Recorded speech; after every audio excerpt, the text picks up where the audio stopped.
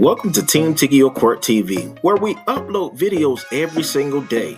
So make sure you subscribe to our channel, like our videos, and share our videos. That you are entering. This time, we're in green instead of blue.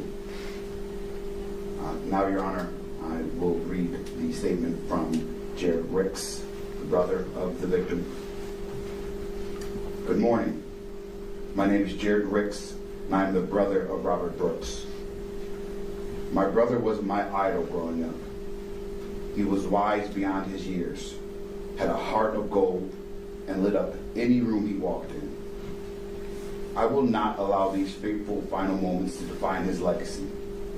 Over the last 11 months, my family has felt so many emotions.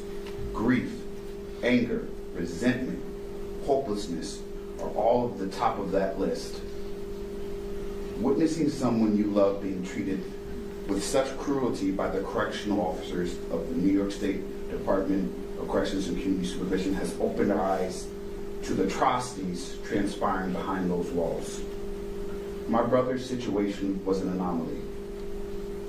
Not because these organized beatings of incarcerated individuals don't happen. We know that they do. But because the 30-minute recording of the body worn cameras exists. We've heard countless stories that mirror the events of December 9th, 2024, but justice was not served. Today, we get justice. Today, we heal just a little bit, knowing that you are no longer authoritative figures of this system that failed Robert Brooks. You will now have a unique experience of going from officer to convict. As you men begin your journey into the New York State Department of Corrections, I hope your welcome committee shows more grace than you gave my brother on December 9th of 2024. Your Honor, we would just ask that these statements be incorporated to the following sentences of the other co-defendants. We won't reread those for each one of those sentences. Your Honor, I'll just briefly follow up with a statement from the people.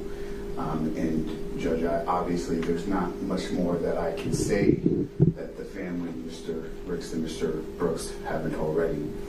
And it is important that we now get to shift our gear to the focus of the victim and what happened to him. This entirety of this investigation and this trial and these pleas and sentences were focused on the defendants. They're focused on their atrocities and their actions. And I think Mr. Ricks and Mr. Brooks appropriately stated who their father, who their brother was. And that's important to know. It's because in their image, in their eyes, we get to see the man that Mr. Brooks was. We get a sense of who he could have been, not for him coming across these individuals. When we circle back to the beginning of this investigation, we get a deeper look into the Department of Corrections and what goes on in the correctional facility. And unfortunately, Mr. Brooks came across Mr. Freena on that day. Mr. Brooks, in search of safety and security because of experiences that he was enduring in the Mohawk Correctional Facility, it came to light that he was seeking safety and protection from the wrong place, unfortunately. That when he received that welcoming committee, it was not from the individuals that were supposed to be protecting him, and yet it was those individuals that became his abusers. Throughout the investigation, you'll see, or we've seen, that he's beaten, he is broken, he's unprotected, he's unsafe, and these men took advantage of that, of a man in that dire straits. And it is unfortunate that we won't be able to see what Mr. Brooks would have done with his life after he exited that facility. We have gotten to know Mr. Brooks and Mr. Ricks very well throughout this process, and I've heard a lot about who their loved one was, and I got to see who he was in their eyes and how they spoke about him and who the men they are. And I can only imagine that Mr. Brooks would have been the same if given that opportunity. Judge, these correctional officers are in a facility and doing a very hard job. And in this investigation, it is said many times that they are living the same life as those individuals when they go behind that wall. But the truth of the matter is, Your Honor, the expectations of these officers are different. They are held to a higher standard. They are behind that walls to be better, to do better, to help individuals be better once they are released. This investigation has shed light that is not happening, that did not happen, that they took away that opportunity from Mr. Brooks. It said in the statement that they hope that he gets treated better than their loved one was. And truly speaking, Judge, I don't know if that will happen. But I will say, and I will echo that I've said to the family, that the death of Mr. Brooks has shed light on that. So at least now we know there is a potential that these things won't happen again, and that these individuals, these incarcerated individuals, these men and women serving their time will be granted that opportunity to be better once they leave. Thank you, Your Honor. Thank you, Mr. Woodford. Mr. Rihanna, would you like to hear? Yeah, just briefly. I come to know Anthony well throughout this case. What appears on body worn camera is not the man I know. For 24 and a half years, he served in the New York State Department of Corrections as an officer, one of the most demanding, dangerous jobs in public service. An environment where officers are routinely berated, assaulted, and placed in harm's way. Having served in that role myself, I understand firsthand the toll that takes. Despite those conditions, Anthony served with honor, professionalism, and courage. His personal record reflects multiple accommodations, including separate occasions where he intervened and rescued inmates. Outside of his service to the state, he's been a devoted husband for more than 20 years. He has raised 3 children who are positive, productive members of this community. From the outset, Anthony has expressed genuine remorse. He understands that the situation deteriorated regardless of the circumstances unfolding, and he knows he should have intervened. While friends and family urged him to continue fighting these charges, he insisted on taking responsibility and directing the result of this case. Some may attempt to define him solely what occurred on December 9th, 2024. But that isolated moment does not erase a lifetime of honorable service, personal sacrifice, and meaningful contribution.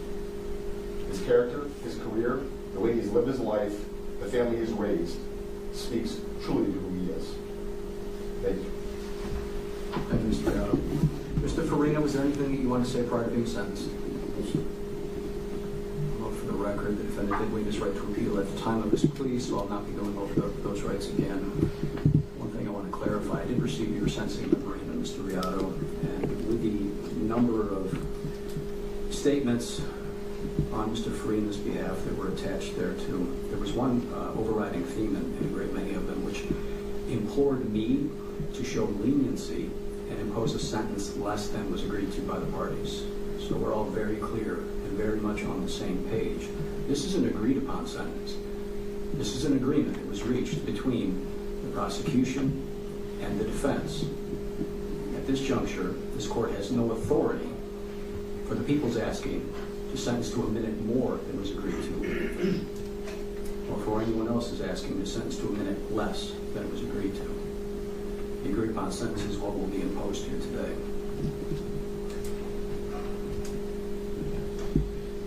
As to the conviction for manslaughter in the first degree, the defendant is hereby sentenced to a determinate sentence of 22 years in state prison.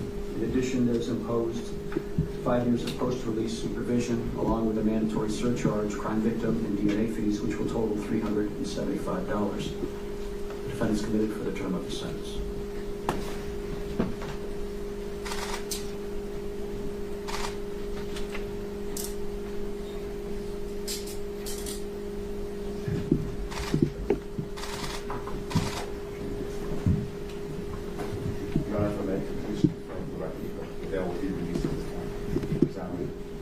will be released. However, the proposed form you sent to me suggested that I was returning that to you, but it was posted by a Diane Farina. Correct. It'll be returned to Diane Farina. Understood. Thank you.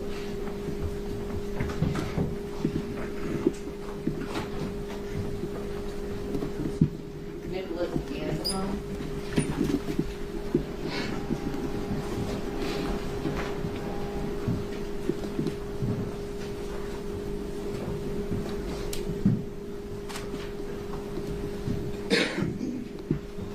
This is the matter of the people against Nicholas Anzalone, indicted 25035. This matter is on for sentencing. As back on September 22nd, the defendant pled guilty to 1 count of manslaughter in the first degree, with the agreed upon sentence being 22 years in state prison with 5 years post-release supervision, a waiver of appeal, and surcharges. Is that the people's understanding? It is, Your Honor. Counsel, that's your understanding? It is, Judge. Do the people then move sentence? People so move, Your Honor. Would you like to be heard?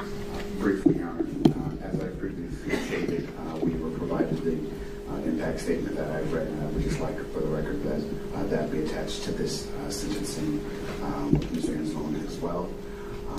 And again, Judge, I won't belabor any of the points that I've already stated under Mr. Farina's sentencing, but, you know, Your Honor, I think it is important that while we have seen the videos, the relevant videos in this case many times, both in the media, in the trial, and throughout this investigation, and truthfully speaking, I don't want to harp on that video any more than we have to, because it was traumatic for all that have watched. It was obviously traumatic for the family experiencing the loss of their loved one and having to essentially relive his death every time that was played. And I don't want to add to that, but there is something important that needs to be noted as it relates to this defendant in reviewing that video. And it isn't necessarily all of the violent attacks and assaults and abusive behavior that he inflicted on the victim. Your Honor, what is really troubling and what really affects the people in this situation is the face and expressions of Mr. Anzalone during that assault. Of all of the defendants and all of the individuals that were present and or assisting in that assault, Mr. Anzalone seemed to be the one that got enjoyment from it. There seems to be many points during that assault where it was not only gratuitous, but it was enjoyable. And that is one of the most concerning things about this case and the Department of Corrections as it stands right now, and the atrocities that go on in those facilities. That there are individuals like Mr. Anzalone who aren't trying to maintain order, that aren't trying to restrain individuals for safety of other officers or other incarcerated individuals, but are using force because he can, because he enjoys it, because they are at his will. Again, Your Honor, the family has spoken on many occasions about their loved one, about Mr. Brooks. And you can see in the video as well, he seemed like a very kind-hearted person, and his loved ones echo that and express that and confirm that. That meant nothing to Mr. Anzalone, because he did not see Mr. Brooks. He did not see the potential in Mr. Brooks. He saw someone that he could control and that he could dominate. That is what's troubling about this case and this investigation and this defendant. And it was stated in the impact statement that there's hope that he is treated better than Mr. Brooks was, and that there is a potential or a hope that he doesn't get the welcoming committee, and I do hope that as well, Your Honor. And I do hope that he is afforded an opportunity to be better and grow from his experience when he is inside. But truly, I fear that he will and has learned nothing, because a person that we saw do what he did on that video and take the pleasure in that is someone that I don't think is redeemable at all. And I think that his time inside is for the benefit of this community, because the community and others needed protection from him that Mr. Brooks couldn't get. Thank you. Counsel, would you like to hear before sentencing? Briefly before comments, Judge, I have character reference letters that I previously provided this morning to the District Attorney's Office.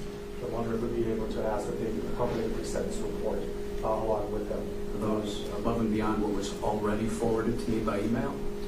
Mr. Sofranco had forwarded them. Yes. Do you know when that was? Apologies. Yesterday. I've been being peppered with those one after another right through yesterday, and I did attach each of those to the pre-sentence investigation already. Perfect, Judge. Then I appreciate that. The other aspect is there's, based on medical conditions in type 1, that we have some letter from his endocrinologist that has to be in the accompanying the pre-sentence report as it goes with him to the prison. You're welcome to attach that as well. Thank you, Judge. Go ahead and Yes. I'm going to make comments, Judge. I was going to really wanted to talk about, and all this time I've represented Mr. Anzalone, not just him, and echo comments that Mr. Riotto made about service and character, having met his client for so long. I was going to talk about Mr. Anzalone's family, and I'm going to do that briefly, but in direct response to the comments, I've been speaking to Mr. Anzalone for months before even the finalization of the investigation and ultimate arrest earlier this year. And Mr. Anzalone, who's standing before Your Honor, ready and able to be sentenced for the worst decisions he's ever made, takes no enjoyment in anything that occurred that evening.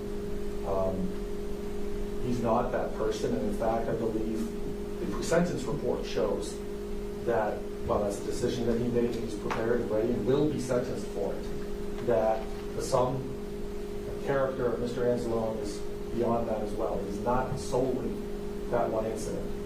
And in our system, many times individuals need to and are punished for what ultimately was the worst conscious decision that they made. But Mr. Anzalone takes no pleasure. Repeatedly throughout this case, it's been acknowledged in many ways, up to and including his conviction for manslaughter, that Mr. Anzalone never wished for Mr. Brooks to die. That he acknowledges his role in that cause, and that it's clear from the video about the intent to injure. And we're not in any way negating that.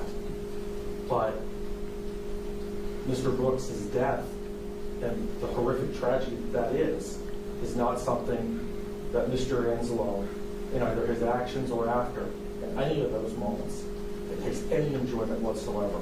The PSI is clear, the letters are clear as to his character outside and in the community. As I said, I could talk more about Mr. Anzalone, but I believe that's set up through those letters in the pre-sentence report. What I've also gotten to know is his wife, his parents, other family members who have come to our office, us to their homes, and the love and care that they have. And I don't believe anyone at any point would ever allege that those individuals had any involvement or have any fault in this crime. And they too are horrifically injured by this, and that Mr. Anzalone knows as well. It is both his sorrow and his statement that he said about to Mr. Brooks and his family, as well as to his own. And it's reflected as coming through, I believe, in the pre-sentence report and otherwise, as genuine. As they've said, as the government has said at multiple points, Mr. Brooks tragically was not given the opportunity to show who he could be after. And I echo those comments. That is a tragedy.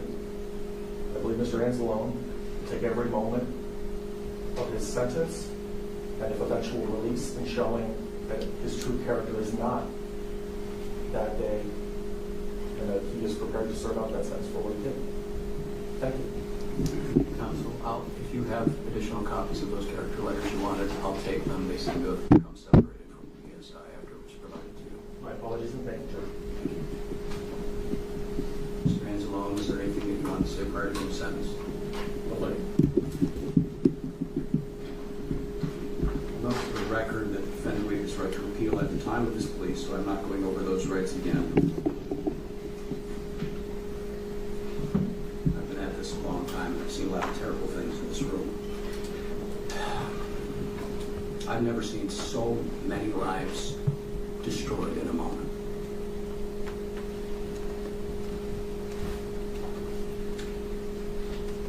The defendant is sentenced as follows. As to the conviction for manslaughter in the first degree, the defendant is hereby sentenced to a determinate sentence of 22 years in state prison. That is along with 5 years post-release supervision.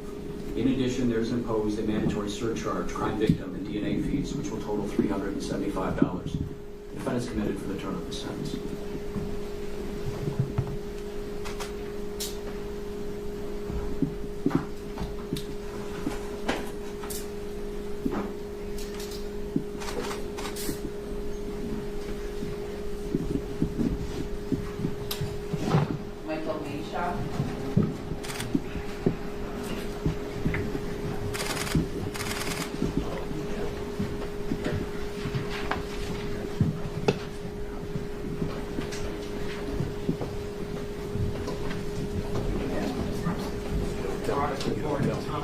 On behalf of Michael Marshall. Good morning, Mr. Capezza. Oh, Mr. Capezza, you're being returned your client's passport. Thank you, Your Honor. This is the matter of the people against Michael Mashaw, indictment 25035. This matter is on for sentencing today. Back on September 22nd, the defendant pled guilty to 1 count of manslaughter in the second degree, with an agreed-upon sentence of 3 to 9 years in state prison, along with mandatory state surcharges. Is that the people's understanding? It is, Your Honor. Mr. Capezza, that's your understanding? Yes, Your Honor, and he has not waived his right to appeal. Correct. That's my understanding as well. Do the people then move sentence? We do, Your Honor. Would you like to be heard? Briefly, Your Honor. Again, we would incorporate the statements made by Mr. Brooks Jr. as well as Mr. Briggs. And this is a negotiated disposition, so I won't belabor many points here, but I do feel that the record needs to be clear that Mr. Mashaw was the sergeant that night. But more than that, he was the sergeant.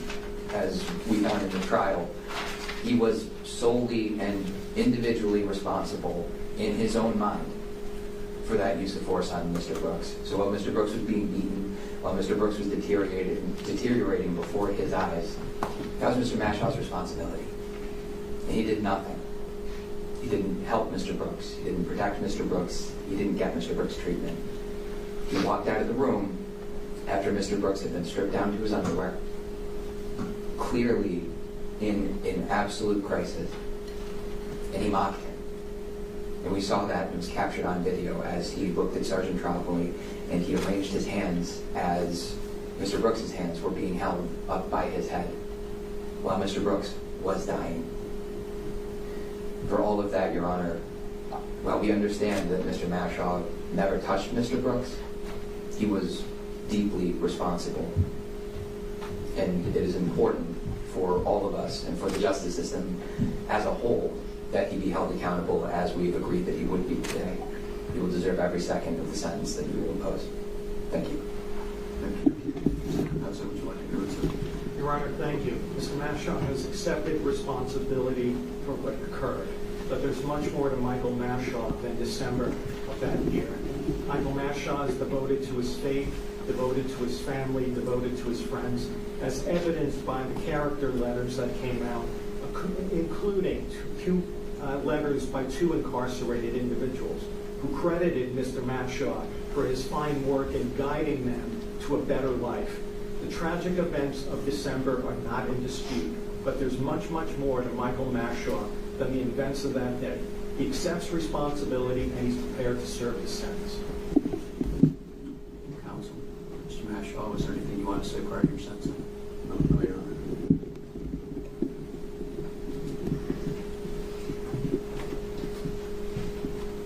I'll impose the agreed upon sentence. I did review the character letters that were submitted. They speak very well of you, Mr. Mashaw. I appreciate your service to our country. The words of the prosecution are well put here in the sense that some of us have spent a lot of time watching and rewatching that video in the recent trial of this matter. There's individuals responsible for what they did. I couldn't help but notice as you stood there, while this unfolded. The seal of the state of New York on one shoulder, the American flag on the other shoulder. You were there for us. You were the purpose. The person who had the authority, whose job it was, the reason you were there was to make sure something like this didn't happen. You were in the best position to say stop, and you didn't.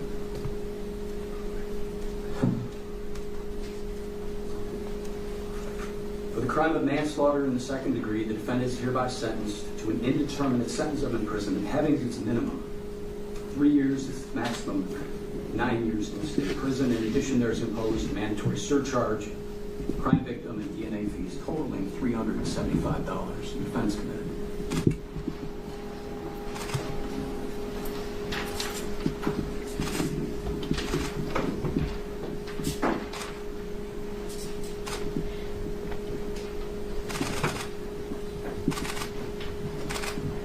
David Walters.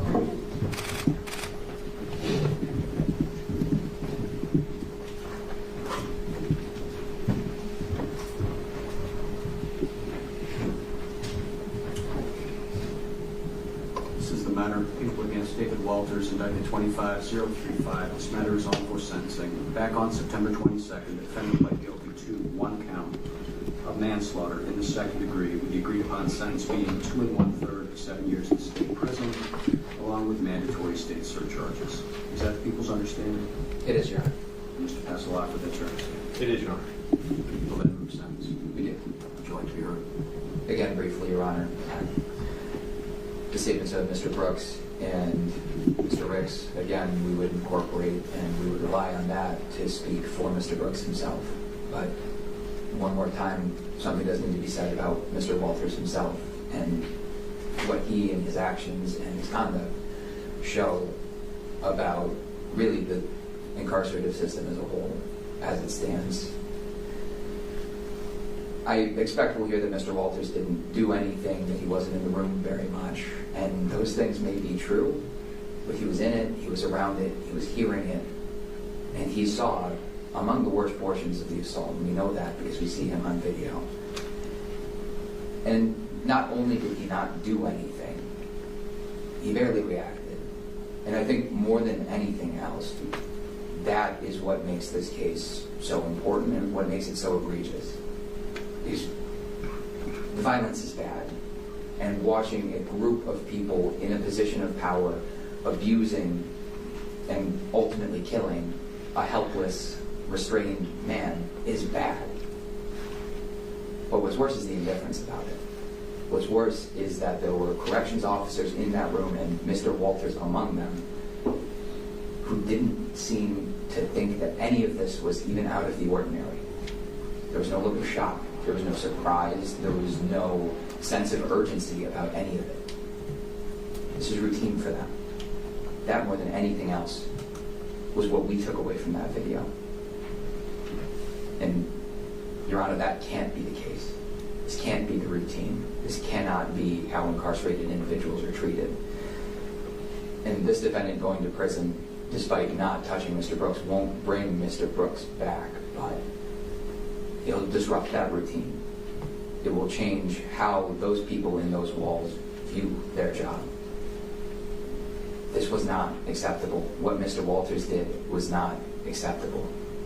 And he needed to be better. And going forward, I hope every corrections officer will be, because of what happens today. And we would ask Mr. Walters to be sentenced as agreed upon. Thank you. That's a lot. Thank you, Your Honor. At this point, I believe I have exhausted all that can be said with regard to Mr. Walters in this matter or in this venue. Thank you. Mr. Walters, is there anything that you would like to say prior to being sentenced? Oh, sir. And as to the conviction for manslaughter in the second degree, the defendant is hereby sentenced to an indeterminate sentence of imprisonment having its minimum 2 1/3 years as its maximum 7 years in state prison. In addition, there is imposed a mandatory surcharge, crime victim, and DNA fees, which will total $375. The defendant's committed for the term of the sentence. Your Honor, may I protest the PSI for the court? Thank you.